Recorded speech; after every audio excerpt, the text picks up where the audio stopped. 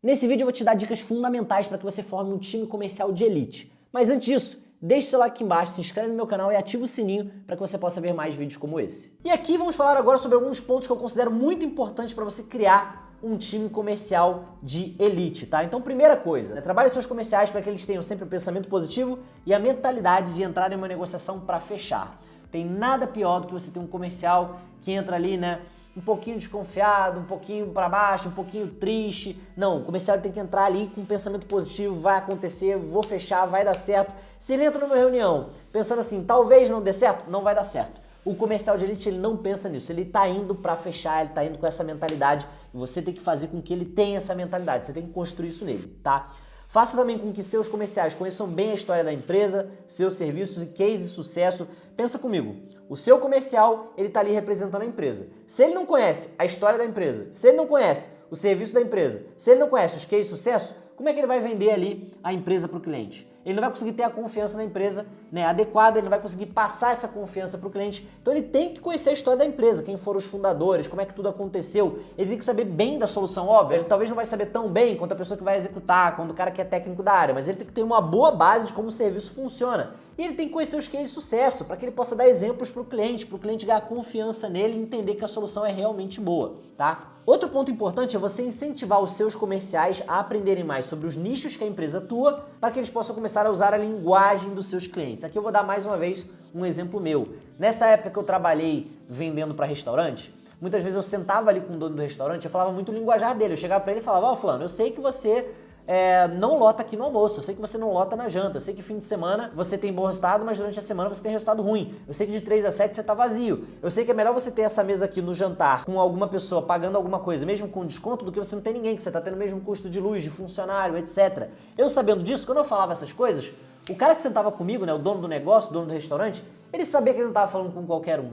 Ele sabia que ele estava falando com alguém que entendia do assunto, que falava o linguajar dele, e isso nos aproximava, já fazia com que eu abrisse o contato com muito mais facilidade. Então, se você tem nichos que a empresa atua, é interessante que o teu vendedor ele conheça esses nichos.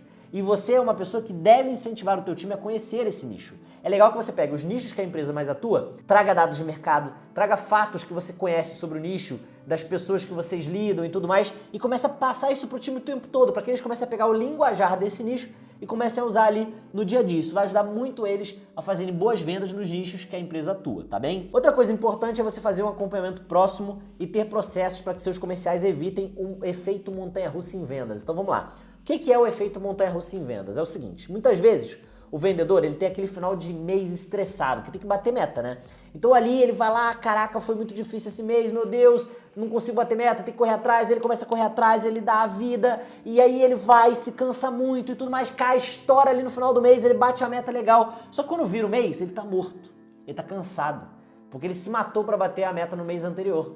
E aí no início do mês ele começa devagar, não, agora eu preciso dar uma tranquilizada, porque foi muito difícil e tal, aí ele começa mais devagar, começa mais tranquilo e tal, e aí, de repente a meta começa a ficar atrasada de novo, ele começa a ter problema, e aí no final do mês é o quê? É correria, porque a meta tá atrasada, ele tem que correr atrás, e aí é pico de estresse, não sei o quê, correria, não sei o quê, virou o mês, pum, cai de novo, e o ciclo se repete, ele fica o tempo todo assim, início de mês devagar, final de mês correria e queda livre, e depois, início de mês devagar, final de mês correria e queda livre. Esse é o efeito montanha-russa, você fica subindo e descendo, que nem na montanha-russa.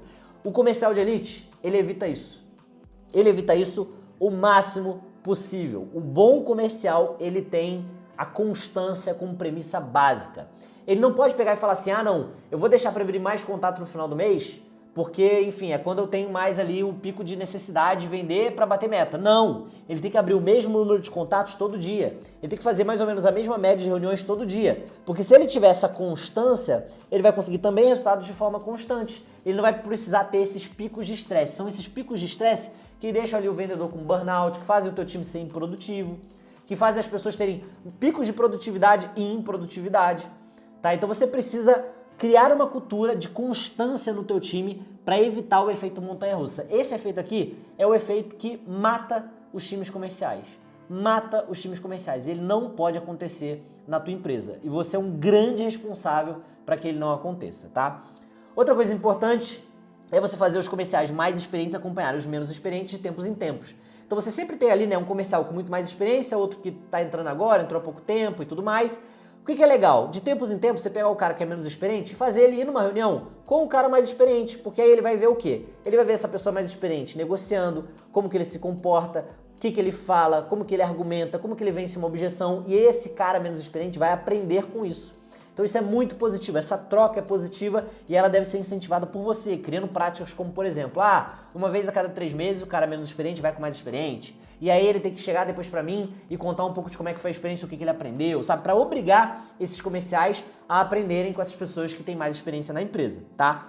Outra coisa interessante é você incentivar os seus comerciais a construírem uma forte rede de contatos. Querendo ou não, as melhores vendas que eu vejo acontecendo no mercado são vendas para a rede. Porque quando você tem ali uma venda para uma pessoa que tem algum nível de confiança já em você, na sua empresa, ela é muito mais facilitada, inclusive para tickets maiores. Então você tem que ir influenciando os teus comerciais a irem construindo uma rede de contatos para que eles possam vender para essa rede posteriormente, tá? Outra coisa é você tentar criar uma cultura onde você não crie comerciais reclamões.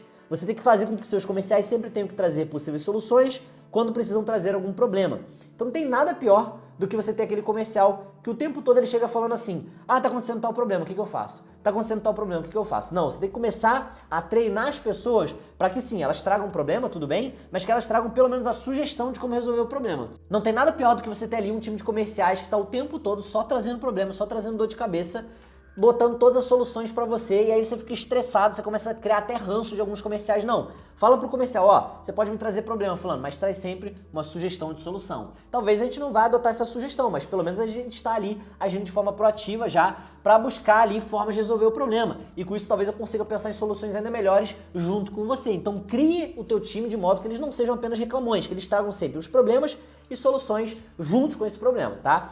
E finalmente, isole os teus comerciais de feedbacks negativos de clientes seus. Isso aqui, cara, é muito, muito, muito importante. Imagina que o teu time comercial, ele tá ali o tempo todo escutando todo o feedback negativo que a empresa tem. O que vai acontecer? Isso vai minar a confiança dele. Como é que ele vai confiar na empresa, no produto e até em si mesmo, se ele vê o tempo todo que tem cliente reclamando? Então tudo que é feedback negativo da empresa não pode chegar nos ouvidos do teu comercial. Você tem que criar um cenário onde pro teu comercial a empresa é perfeita, por mais que a gente saiba que não é, tá bom? Porque no final das contas, o teu comercial ele tem que saber que o serviço funciona, ele tem que saber que a empresa é confiável.